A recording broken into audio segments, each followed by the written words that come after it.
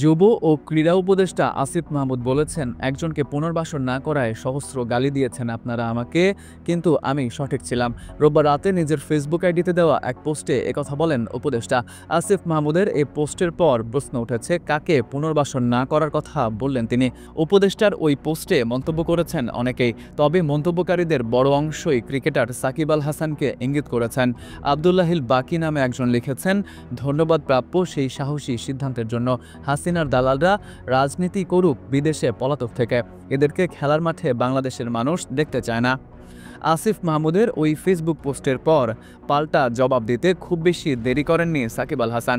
সাকিব তার verified Facebook পেজে লিখেছেন, যাক শেষমেশ কেউ একজন স্বীকার করে নিলেন যে তার জন্য আমার আর বাংলাদেশের জার্সি গায়ে দেওয়া হলো না, বাংলাদেশের জন্য খেলতে পারলাম না, ফিরবো হয়তো কোনোদিন আপন মাতৃভূমিতে, ভালোবাসি বাংলাদেশ।